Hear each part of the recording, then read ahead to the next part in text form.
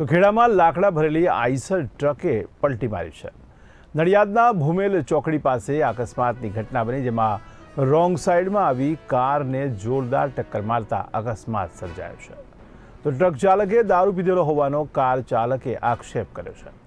તો વડતાલ પોલીસ અને IRB highway patrolling team પણ ઘટના સ્થળે પહોંચી ગઈ હતી, ત્યારે ટ્રક પલટી જતા થોડો સમય માટે ટ્રાફિક જામ પણ સર્જાયો હતો।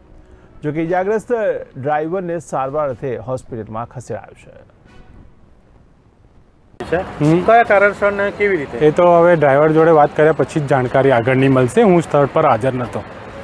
કાર ચાલકને નુકસાન થયું છે મોટી સંખ્યામાં। કાર ચાલકના આક્ષેપ છે કે ડ્રાઈવર દારૂ પીધેલી હાલતમાં છે। એ તો ડ્રાઈવરને મળ્યા પછી જ, મેં પહેલાં બી જણાવ્યું તમને, ડ્રાઈવરને મળ્યા પછી જ જણાવવામાં આવશે કે ડ્રાઈવર કઈ હાલતમાં છે ને શું છે। મેં ડ્રાઈવર જોડે વાત નથી કરી। અત્યારે મારું પ્રાયોરિટી એ છે કે માલ સાઈડ કરીને ટ્રાફિક ક્લિયર કરીને તમને આપવાનો। લાકડાનો કેટલો માલ સામાન હતો તમારો? આમાં 7.5 ટન છે માલ, 30,000ની આજુબાજુનો માલ છે।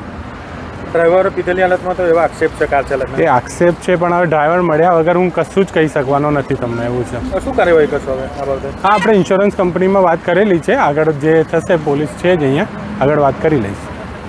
જે અકસ્માત થયો છે કઈ રીતનો ને કેવી રીતે થયો? અમે આણંદ તરફથી આવતા હતા અને ડ્રાઈવર વાળો રોંગ સાઈડ આવીને અમારી ગાડી સામે ઠોકાઈ ગયો હોય ને ડ્રાઈવર બરાબરનો દારૂ પીધેલો હતો। કેવું નુકસાન? ગાડીને 50,000 જેવું નુકસાન થયું। અને કોનો વાંક લાગે છે? આઈસર વાળા।